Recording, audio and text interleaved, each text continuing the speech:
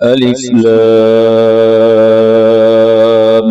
ميم ذلك الكتاب لا ريب فيه هدى للمتقين الذين يؤمنون بالغيب ويقيمون الصلاة ومما رزقناهم ينفقون والذين يؤمنون بما أنزل إليك وما أنزل من قبلك وبالآخرة هم يوقنون أولئك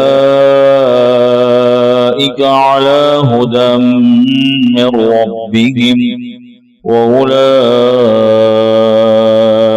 هم المفلحون.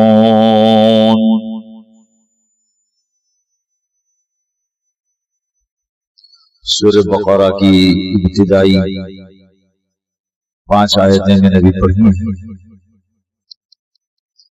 گزشتہ ہفتے سورہ بقرہ کے متعلق یہ بات سامنے آئی کہ پیارے آقا صلی اللہ علیہ وسلم کا ارشاد ہے کہ سورہ بقرہ کو پڑھو فإن أخذه برکہ. سورہ بقرہ کا پڑھنا برکتیں ہیں، اس کو چھوڑنا حسرت ہے. اور سورہ بقرہ کا اہتمام کرنے والا اہل بطالہ یعنی جادوگر، حضرت معاویہ رضی اللہ تعالیٰ عنہ اس کی تفسیر میں فرماتے ہیں جادوگر سورہ بقرہ کو پڑھنے والے کا کچھ نہیں بگاڑ سکتے. اس لیے سورہ بقرہ کا اہتمام کرو. سورہ بقرہ 25,500 حروف اس پوری سورت کے اندر ہے اور 6,221 کلمات ہیں. اس صورت میں حق تعالی شانہ نے بہت مسائل بیان فرمائے ہیں. گزشتہ ہفتے اس سلسلے میں بات ہو گئی. دین کے بنیادی مسائل حق تعالی شانہ سے بیان فرمائے ہیں. مدینہ منورہ زادہ اللہ شرفا و تعظیمہ حضرات صحابہ کرام نے سرکار دو عالم صلی اللہ علیہ وسلم کے ساتھ جب ہجرت فرمائی اس کے بعد یہ سورت کا نزول ہوا ہے اور اس کی ایک آیت وہ بالکل آخر میں نازل ہوئی ہے. وہ بھی گزشتہ ہفتے میں نے عرض کر دیا. سود کا جو مضمون ہے اس سورت کے اندر وہ فتح مکہ کے موقع پر اترا ہے. گویا یک بار کی صورت نہیں اتری، مختلف مقامات پر اترتی رہی وقتاً فوقتاً. بقرہ اس صورت کو اس لیے کہا، بقرہ عربی زبان میں گائے کو کہتے ہیں چونکہ گائے کا تذکرہ اس صورت میں ہے. پہلے ہی بارے میں بقرہ کا تذکرہ آیا ہے اور انشاءاللہ تفسیر آ جائے گی. اس سورت کی شروعات ہوئی الف لام میم. اسے حروف مقطعات کہا جاتا ہے. قرآن کریم میں یہ الفاظ بہت ساری جگہ پر ہیں. الف لام میم، الف لام را، الف لام میم صاد، حامیم، حامیم عین سین قاف صاد طه. تو اس طریقے سے اسے حروف مقطعات کہا جاتا ہے. قطع یقطع مقطعاً کا معنی ہوتا ہے توڑ توڑ کر پڑھنا، ہر حرف کو توڑنا لیکن کامل پڑھنا، مکمل پڑھنا، اس کو حروف مقطعات کہا جاتا ہے. الف پورا پڑھ لیا، لام پورا پڑھ لیا، میم پورا پڑھ لیا، الف لام میم پورا پڑھ لیا. حضرت ابو بکر صدیق رضی اللہ تعالیٰ عنہ، حضرت عمر فاروق رضی اللہ تعالیٰ عنہ، حضرت عثمان غنی رضی اللہ تعالیٰ عنہ، حضرت علی رضی اللہ تعالیٰ عنہ، حضرت عبداللہ بن مسعود رضی اللہ تعالیٰ عنہ، دیگر اجل صحابہ کرام فرماتے ہیں کہ جو حروف مقطعات ہیں ان کے متعلق یہ علم رکھنا کہ یہ قرآن کا حصہ ہے اور اس کے پڑھنے پر حق تعالی شانہ ثواب عطا فرماتے ہیں، یہ ایمان رکھنا. لیکن اس کی تفسیر میں نہ جانا ایمان ہے. اس کی تفسیر صرف اللہ کو اس کا علم ہے کہ اس کی تفسیر کیا ہے، اس کا مطلب کیا ہے، اس کا ترجمہ کیا ہے، اور ہمیں حکم دیا ہے اجل صحابہ کرام نے کہ اس کی تفسیر میں نہ جانا ایمان. اور ایک قول یہ ہے کہ اس کا علم والراسخون فی العلم یقولون آمنا بھی، اس کا علم اللہ نے اپنے برگزیدہ بندے یعنی انبیاء علیہ السلام کو بتلایا. سرکار دو عالم صلی اللہ علیہ وسلم کو اس کا علم اللہ نے دیا، لیکن مخلوق کو علم دینے سے منع کیا. یہی تو اصل سمجھنا ہے کہ الف لام میم مثلا یا الف لام را یا جتنے حروف مقطعات ہیں اس کو پڑھنے پر باوجود یہ کہ ہمیں اس کا ترجمہ اور مطلب کا پتہ نہیں، ہمیں ثواب حق تعالی شان و عطا فرماتے ہیں. گویا یوں بتلایا گیا کہ قرآن کریم کوئی اگر نہیں سمجھتا لیکن اللہ کی ذات پر یقین رکھ کر پڑھتا ہے تب بھی حق تعالی شان و اسے ثواب عطا فرماتے ہیں، جیسا یہاں ثواب مل رہا ہے. معلوم یہ ہوا کہ جو لوگ یوں کہتے ہیں کہ نہیں ترجمہ کے بغیر پڑھنا بیکار ہے، ان کی یہ بات بیکار ہے. تلاوت کا مستقل اجر ہے. الماہر بالقرآن مع السفرة الكرام البررة والذي يقرأ القرآن ويتتعتع فيه وهو عليه الشاق وله أجران أو كما قال رسول الله صلى الله عليه وسلم. سرکار دو عالم صلی اللہ علیہ وسلم فرماتے ہیں کہ قرآن کریم کا جو ماہر ہوتا ہے وہ کل قیامت کے دن نیک فرشتوں کی فہرست میں ان کے ساتھ ہوگا. الماہر بالقرآن مع السفرة الكرام البررة. اور جو اٹک اٹک کے قرآن پڑھتا ہے والذی یقرأ القرآن ویتتعتع فیہ، اٹک رہا ہے، صحیح پڑھ نہیں سکتا یا بڑھاپے کی وجہ سے زبان اتنی موٹی ہو گئی ہے صحیح مخارج سے پڑھ نہیں سکتا. وَهُوَ عَلَيْهِ الشَّاقُ، اس کو پڑھنا دشوار بھی ہو رہا ہے، پھر بھی وہ قرآن کریم سے محبت رکھ رہا ہے. کل عشاء کی نماز کے بعد درس میں نے قرآن کی عظمت ہی پر، قرآن کی تلاوت کی اہمیت ہی پر میں نے درس دیا تھا. اس میں بھی یہ بات میں نے عرض کی تھی کہ قرآن کریم پر محنت ہے. تو جو اس طریقے سے پڑھتا ہے وَلَهُ أَجْرَانِ، سرکار دو عالم صلی اللہ علیہ وسلم فرماتے اللہ اسے دوہرا ثواب عطا فرماتے. دیکھیں معلوم ہوا قرآن کریم کو سمجھ کر پڑھو، بغیر سمجھے پڑھو. اللہ کا کلام ہے، اس یقین کے ساتھ پڑھو، اس کی برکات سے اللہ محروم نہیں فرمائے. یہ الف لام میم حروف مقطعات ہیں. ذَلِكَ الْكِتَابُ لَا رَيْبَ فِيهِ، یہ کتاب اس میں کوئی شک اور ریب نہیں. ھدی للمتقین، یہ متقیوں کے لیے ہدایت ہے. کون متقین؟ الذین، 5 صفات بیان فرمائی متقیوں کی. یہاں 5 صفات بیان. کیوں؟ یہاں پر اور بھی قرآن کریم میں متقی کی فہرست بیان کی ہے، یہاں 5 صفات بیان کی ہے. ایک کون؟ الذین یؤمنون بالغیب، جو بن دیکھی بے دیکھی چیزوں پر یقین رکھ لیں. الذین یؤمنون بالغیب. دوسرا وَيُقِيمُونَ الصَّلَاةَ، جو نماز کو قائم کریں. تیسری صفت وَمِمَّا رَزَقْنَاهُمْ يُنْفِقُونَ، اور جو کچھ اور جتنا کچھ حق تعالی شانوں نے عطا فرمایا ہے اس میں سے خرچ کر، تھوڑا سا خرچ کر. چوتھی صفت والذین یؤمنون بما انزل الیک وما انزل من قبلک، یہ چوتھی صفت ہے. وہ لوگ جو ایمان لاتے ہیں جو کچھ کہ آپ پر نازل کیا گیا اور جو کچھ کہ آپ سے پہلے نازل کیا گیا، اے نبی صلی اللہ علیہ وسلم ساری آسمانی کتابوں پر ایمان رکھتے ہیں. 4 وبالآخرۃ ہم یوقنون، اور آخرت پر وہ کامل یقین رکھتے ہیں. یہ 5 صفات بیان فرمائی. یہ 5 صفات جن میں ہو حق تعالی شان فرماتے اولئک علی ھدی من ربہم، یہی وہ لوگ ہیں جو اپنے رب کی طرف سے ہدایت پر ہیں. واولئک ھم المفلحون، اور یہی کامیاب لوگ ہیں. یہ اس کا ترجمہ کیا جو 5 آیتیں پڑھی. یہاں پر عجیب بات یہ ہے کہ قرآن تو سامنے ہے، ھذا الکتاب کہنا چاہیے تھا. عربی میں ھذا قریب کے اشارے کے لیے آتا ہے، ذالک بعید دور کے اشارے کے لیے آتا ہے. الف لام میم ذالک الکتاب کہا، وہ کتاب.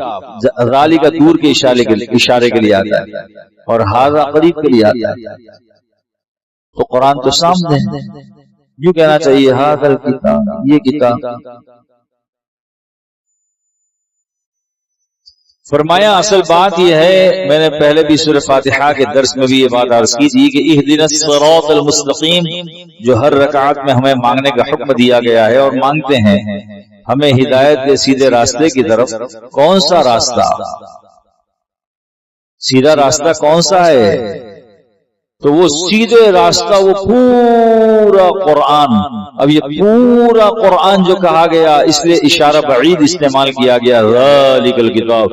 یہ یہاں سے لے کر ایک ایک صفحہ کھولتے چلے جائیں، ایک سارا ہدایت ہے، ہدایت کا راستہ، اس لیے ذالک کا. یہ ایسی کتاب ہے لا ریب فیہ، اس میں کوئی ریب نہیں، کوئی شک نہیں.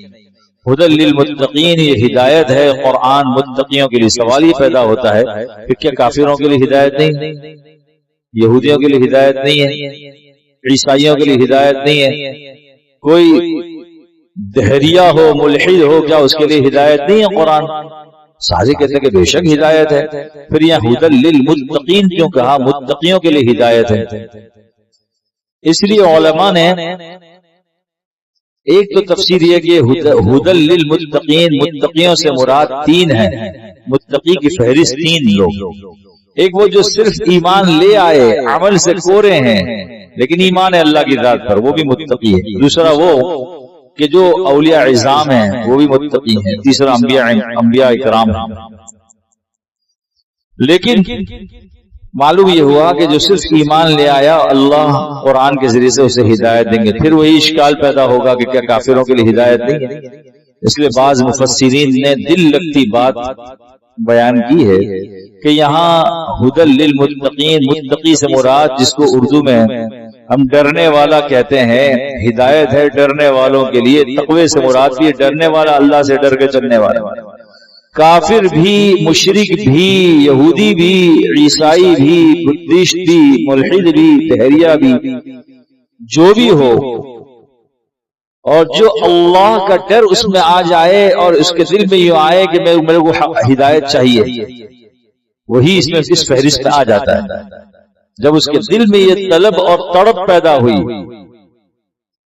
یہ طلب اور تڑپ یہ اس تقوی کی فہرست میں آ جاتا ہے، ڈرنے والے کی فہرست میں آ جاتا ہے. آخرت کا یا جو بھی اس کے اندر ڈر ہوا کہ میرا کیا ہوگا، مجھے کچھ ہدایت مل جائے تو میں ایمان لے. ایسے بہت سے لوگ آپ نے بھی دیکھے ہوں گے جو ہیں غیر مسلم لیکن تلاش میں نکلتے ہیں کہ کوئی حقیقی دین مجھے مل جائے. یہ جو تلاش میں نکلنے والا ہے اسی کو ڈرنے والا کہا اور اسی کو عربی متقی کہا. ہر ایسے تجسس کرنے والے متلاشی اس کو حق تعالی شان و قرآن سے ہدایت عطا فرماتا. پھر متقیوں کی جو فہرست میں اس میں پہلی چیز بیان کی، الذین یؤمنون بالغیب، جو بن دیکھی شے پر ایمان رکھتے ہیں. دیکھ لینے کے بعد تو ایمان اور یقین کرنا کمال نہیں ہے. ایک آدمی دیکھتا ہے اپنی آنکھوں سے ایک سفید کپڑا ایک کالا کپڑا، ایک کہہ رہا ہے یہ سفید کپڑا یہ کالا کپڑا، کہتا ہاں بالکل سفید کپڑا تھا. اب سفید کو کوئی کالا کہے گا، کالے کو کوئی سفید کہے گا تو وہ منکر ہو جائے گا، کیا بات کر رہے ہیں، مجھے نظر آ رہا ہے نا. تو اس میں کمال نہیں ہے اس کو یقین کر لینا. پیارے آقا تاجدار مدینہ جناب محمد رسول اللہ صلی اللہ علیہ وسلم نے جو کچھ ایسی چیزوں کے متعلق ارشاد فرمایا جس کو نہ ہماری آنکھوں نے دیکھا اور نہ دیکھ سکتے ہیں، عادتاً دیکھ نہیں سکتے، ان تمام چیزوں پر ایمان والا ایمان لاتا ہے. یا ایمان مجمل کو بیان کیا ہے. آمنت باللہ کما هو باسمائہ وصفاتہ وقبلت جمیع احکام. یہاں پر بالکل سورہ بقرہ کے شروع کہ ہر وہ چیز اللہ کی ذات و صفات کے متعلق، فرشتوں کے متعلق جو کچھ، ہم نے فرشتوں کو نہیں دیکھا آنکھوں سے، کہہ دیا ہمیں، ایمان لے آئے. اللہ کی ذات و صفات، اللہ کی ذات ہم نے نہیں دیکھی، کہہ دیا ہم ایمان لے آئے. آخرت نہیں دیکھی، کہہ دیا ہم ایمان لے آئے کہ نہیں، آخرت ہی اصل بنیاد ہے اور وہیں جزا و سزا کا معاملہ ہوگا. جنت جہنم ہم نے نہیں دیکھی، ہم ایمان لے آئے. جو کچھ اور جتنا کچھ پیارے آقا صلی اللہ علیہ وسلم نے ارشاد فرمایا ہمارا ایمان ہے. ترازو کیسی قائم ہوگی؟ وَنَضَعُ الْمَوَازِينَ الْقِسْطَ لِيَوْمِ الْقِيَامَةِ، قرآن کریم میں ہے، حدیث میں بھی، ہم ترازو قائم کریں گے. ترازو کیسی ہوگی؟ سارے انسان اس میں تولے جائیں گے، سب کا الگ الگ حساب آ جائے گا. پھر ہر ایک کا، یعنی ہر انسان کا الگ الگ حساب، پھر ہر انسان کے الگ الگ اعمال کا حساب. نماز اس میں کتنی تھی، روزہ کتنا، زکوٰۃ، حج، صدقات و خیرات، نوافل کا اہتمام، سارا الگ الگ. ہمارا یقین ہے ایسا ترازو اللہ قائم فرمائے گا. یہ ترازو ہم نے دیکھا نہیں لیکن یقین. تو غیب سے مراد یہاں بن دیکھی چیزوں پر یقین رکھتے ہیں متقی. دوسری صفت بیان کی، وَيُقِيمُونَ الصَّلَاةَ، نماز کو قائم کرتے ہیں. نماز پڑھنا نہیں کہا، نماز کو قائم کرنا کہا. اور نماز کو قائم کرنا یہ ہے کہ نماز کے فرائض، نماز کے واجبات، نماز کے سنن، نماز کے مستحبات، اس کی اولویت، وہ ساری چیزوں کو مد نظر رکھتے ہوئے وقت کی پابندی کے ساتھ نماز ادا کرنا، اس کو اقامت الصلاۃ کہا گیا ہے. وقت کے بعد نہیں، وقت کے اندر نماز پڑھنا تمام چیزوں کے ساتھ، اسی کو اقامت الصلاۃ کہا. یہ ایمان والوں کی خاص صفت بیان ہے. تیسری صفت بیان کی ہے وَمِمَّا رَزَقْنَاهُمْ يُنْفِقُونَ. عربی کے اعتبار سے من تبعیضیہ ہے، یعنی وہ من ما، جو کچھ اور جتنا کچھ حق تعالی شان روزی دی ہے. روزی سے مراد صرف مال نہیں، روزی سے مراد صرف کھانا نہیں. روزی کا مفہوم عربی میں، رزق کا مفہوم عربی میں بہت وسیع ہے. گھر اللہ نے دیا، یہ بھی رزق کے دائرے میں آتا ہے. صحیح سلامت صحت دی ہے، یہ بھی رزق کے دائرے میں آتا ہے. صبح شام اللہ روٹی دے رہے ہیں، پھر وہ ہضم کروا رہے ہیں، وہ بھی اللہ، وہ بھی رزق کے دائرے میں آتا ہے. تو جتنا کچھ دیا ہے، جو کچھ دیا ہے، یہاں پر خاص طور پر رزق کے اگر اس بات کی طرف اشارہ ہے کہ اللہ کی عطا کی ہوئی وہ نعمتیں، جو نعمتیں ہم کسی میں منتقل کر سکتے ہیں، کسی کو دے سکتے ہیں، اس میں سے کچھ یہ خرچ کر سکتے ہیں. 2 کپڑے ہیں، ایک کپڑا کسی کو دے رہے ہیں، یہ بھی اس میں شامل ہے. کچھ رقم ہے، اس رقم میں سے کسی کی مدد کر رہے ہیں، وہ بھی اس میں شامل ہے. اگر زکوٰۃ مراد دی جائے تو مفسرین لکھتے ہیں 2.5%. تو ظاہر بات ہے کہ 100 میں سے 2.5% دینا تو وہ مما ہو گیا. اتنا کچھ دیا، اس میں سے اتنا خرچ کرنے کا حکم ہے. اور نفل صدقات ہو تو اس کے لیے کوئی قید نہیں ہے، کچھ نہ کچھ دے آدمی، تو وہ بھی وہ مما صادق آتا ہے اس پر. یہ عجیب صفت ہے. قرآن کریم میں اگر ہم غور کریں تو اکثر جگہ پر اللہ رب العزت نے خرچ کرنے کو بیان کیا. ان المتقین فی جنات وعیون آخذین ما آتاهم ربهم انهم كانوا قبل ذلك محسنین كانوا قلیلا من اللیل ما یهجعون وبالاسحار هم یستغفرون وفی اموالهم حق للسائل والمحروم. نیک لوگوں کی فہرست یہاں بھی بیان کی سورۃ ذاریات میں. اس میں اللہ تعالی نے بیان فرمایا کہ خرچ ضرور کرتے ہیں، سوال کرنے والوں کو بھی دیتے ہیں، نہ سوال کرنے والوں کو بھی دیتے ہیں. 4 پارے میں اللہ تعالیٰ نے اس کو بیان فرمایا ہے کہ نیک لوگ کون ہیں، اس کی فہرست آگے بیان کی. الذین ينفقون فی السراء والضراء والکاظمین الغیظ والعافین عن الناس واللہ یحب المحسنین. جو خوشحالی میں اور بدحالی میں خرچ کرتے ہیں، خرچ کرتے ہیں. یہ تیسری صفت بیان فرمائی. اور 4تھی صفت بیان کی والذین یؤمنون بما انزل الیک وما انزل من قبلک. جو کچھ آپ پر اے نبی صلی اللہ علیہ وسلم نازل کیا گیا اور جو آپ سے پہلے نازل کیا گیا، سب پر ایمان ہے. 104 کتابیں اللہ نے نازل کی، 4 بڑی کتابیں ہیں، قرآن، توریت، زبور، انجیل، اور 100 صحیفے نازل کی اللہ نے. یہ سب پر ایمان. نبی کریم صلی اللہ علیہ وسلم پر قرآن اتارا، اس سے پہلے جتنی کتابیں اتری سب پر ایمان. اسی لیے حضرت عبداللہ بن مسعود رضی اللہ تعالیٰ عنہ، حضرت عبداللہ بن عباس رضی اللہ تعالیٰ عنہم، یہ دونوں حضرات اس آیت کی تفسیر میں یہ فرماتے ہیں والذین یؤمنون بما انزل الیک.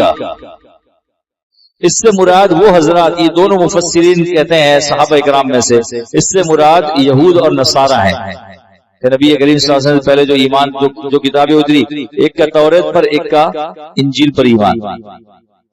وما انزل، جو کچھ آپ پر نازل ہوا ہے نا قرآن شریف، اس سے مشرکین مراد ہے کہ مشرکین ایمان لائے قرآن پر. وما انزل من قبلک، جو آپ سے پہلے اتری کتابیں، اس سے مراد یہود اور نصارہ ہے. یہ حضرت عبداللہ بن مسعود اور حضرت عبداللہ بن عباس رضی اللہ تعالیٰ عنہما فرماتے ہیں کہ ان دونوں پر ایمان، یہ دونوں مراد ہیں یہاں. اور دیگر صحابہ کرام فرماتے ہیں یہ ایمان والوں کی صفت ہے کہ ایمان والے جتنی کتابیں پہلے نازل ہوئی، توریت، انجیل، زبور پر بھی ایمان، اور قرآن پر بھی ایمان، اور صحف ابراہیم اور صحف موسیٰ اور دیگر انبیاء علیہ السلام پر جو صحیفے اترے سب پر ایمان. جتنی آسمانی ایمان سب پر، عمل صرف قرآن پر. شیخ سعدی رحمۃ اللہ علیہ نے گلستان میں لکھا ہے یتیمے کے نہ کرد قرآن درست کتب خور اے چند ملت بش. وہ در یتیم کے جس نے کسی کے سامنے زانو تلمس نہیں کیا علم کے لیے، اللہ نے اس کے ذریعے سے پچھلی ساری کتابوں کو دھو دیا. اب عمل صرف قرآن پر، ایمان سب پر ایمان رکھنا ہے، ساری کتابوں پر. ہمیں پہلے ہی دن بتلایا مکتب میں آمنت باللہ و ملائکتہ و کتبہ و کتبہ و کتبہ، ساری کتابوں پر ایمان جو اللہ نے نازل کی. اور عجیب بات یہ ہے، اللہ جزائے خیر دے مفسرین کو، کہ اس آیت میں ختم نبوت کی زبردست دلیل بیان کی.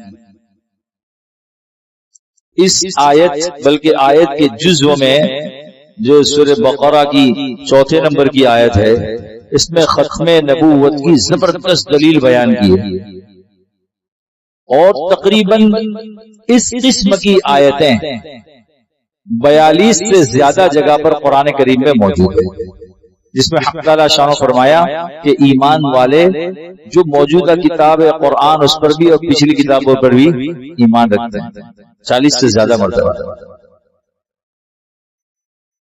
یعنی اشارہ اس بات کی طرف کیا، یوں نہیں کہا قرآن نے، دیکھیں والذین یؤمنون بما انزل الیک وما انزل من قبلک وما انزل من بعدک، من قبلک اور من بعدک یوں بھی کہہ سکتے تھے.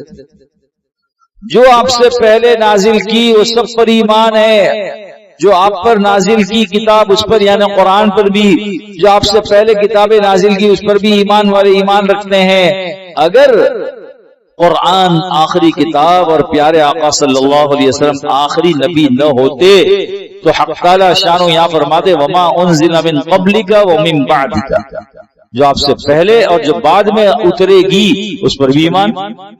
اترنا ہی نہیں تھا نہ قرآن کا نہ نبی کا، تو ایمان کا سوال ہی پیدا نہیں ہوتا. اس آیت نے، بلکہ جزو آیت نے ختم نبوت کی زبردست ایک دلیل قائم کی ہے، اور ختم نبوت پر ڈاکہ ڈالنے والوں کے پاس اس کا کوئی جواب نہیں.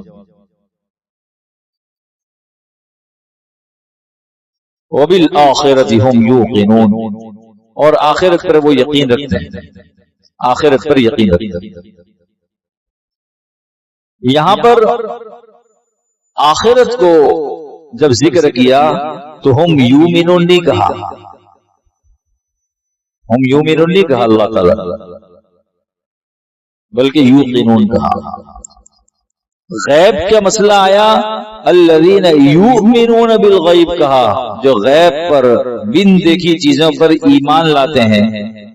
اور آخرت کا جب مسئلہ آیا تو وبالآخرۃ ہم یوقنون کہا. عربی میں ایقان کے مقابلے میں شک اور تردد آتا ہے، یقین کے مقابلے میں. کہ آخرت میں ذرہ برابر شک نہیں، ایمان والا جیتا مرتا ہی اسی پر ہے۔ ایک واقعہ مجھے یاد آیا، ایک صحابی کی کچھ رقم باقی تھی ایک کافر پر، بار بار مطالبہ کرتے رہے دے دے، اٹال مٹول کرتا رہا، آج کل آج کل۔ ایک دن صحابی رسول صلی اللہ علیہ وسلم نے اسے کہا کہ میری رقم دے دینا ورنہ آخرت میں تیرا میں گریبان پکڑوں گا، وہاں تجھے پیسے دینے پڑیں گے۔ اس بدبخت کا ایمان تو نہیں تھا، آخرت میں کافروں کا ایمان تو نہیں ہوتا۔ اس نے کہا آخرت قائم کہاں ہوگی، نہ آخرت قائم ہوگی نہ وہاں حساب کتاب کا کوئی معاملہ ہوگا۔ جب تیرا یقین ہے آخرت پر تو آخرت میں ہی لے لینا پیسے۔ ایک قول یہ ہے کہ قرآن اترا زعم الذین کفروا ان لن یبعثوا قل بلا وربی لتبعثن ثم لتنبؤن بما عملتم۔ کافر یہ گمان کرتے ہیں کہ آخرت قائم نہیں ہوگی، زعم الذین کفروا ان لن یبعثوا، آخرت میں اٹھایا نہیں جائے گا۔ قل آپ کہہ دیجئے پیارے نبی صلی اللہ علیہ وسلم، بلا ہاں ہاں کیوں نہیں، وَرَبِّ میرے رب کی قسم، کتنی تاکید کی، ہاں ہاں کیوں نہیں میرے رب کی قسم، البتہ ضرور بھی ضرور اٹھائے جائیں گے۔ قل کہہ دیجئے پیارے نبی صلی اللہ علیہ وسلم، بلا تاکید، وَرَبِّ میرے رب کی قسم تاکید، لا تاکید لام بھی تاکید کے لیے، پھر نون تاکید کے لتبعثن تاکید کرتا، جیسے کل جمعہ میں عرض کر رہا تھا کہ قرآن کریم میں یہ جو حالات ہیں جو میں اس پر عرض کر رہا تھا، یہ جو ماضی قریب میں اسی ہفتے میں گل پلازا میں آگ لگی، حالات تو آنے ہیں اور حالات میں رجوع اللہ، اس پر اللہ تعالیٰ فرماتے ہیں کہ ضرور بھی ضرور حالات آئیں گے۔ یا ایھا الذین آمنوا استعینوا بالصبر والصلاة ان اللہ مع الصابرین ولا تقولوا لمن يقتل في سبيل الله اموات بل احیاء ولكن لا تشعرون ولنبلونکم بشیء، ولا لام تاکید کے لیے، ولنبلونکم پھر آگے نون لایا وہ تاکید کے لیے، تو یعنی تاکید کر تاکید، ضرور بالضرور ضرور بالضرور حالات آئیں گے، انفرادی طور پر بھی اجتماعی طور پر۔ تو ایمان والے کا امتحان وہاں ہوگا کہ وہ کہہ دیتا ہے کہ اللہ کا تھا اللہ نے لے لیا، اللہ کا تھا اللہ نے لے لیا، انا للہ و انا الیہ راجعون۔ یہاں تاکید در تاکید آخرت کے متعلق بیان کیا، قل بلا وربی لتبعثن، ہاں ہاں ضرور ضرور۔ یہ آخرت پر یہ یقین رکھتے ہیں، یہ آخرت ہی وہ پاکیزہ جذبہ ہے کہ جس کے متعلق قرآن و سنت میں ہے کہ ایمان والا اسی پر جیتا مرتا ہے، دنیا کے حالات جھیلتا ہے، کہتا ہے اصل زندگی تو آخرت ہے، یہ دنیا کی زندگی عارضی گزر جائے گی، مزیدار زندگی آخرت ہے، اسی پر جیتا مرتا ہے۔ فرمائے 5 صفات جس کے اندر ہوں، اولئک علی ھدی من ربہم، یہی لوگ اپنے رب کی طرف سے ہدایت پر ہیں، واولئک ھم المفلحون، اور یہی لوگ کامیاب ہیں۔ اس کے بعد دوسرا درس بعد میں، حق تعالی شان و ہم سب کو قرآن فہمی نصیب فرمائے۔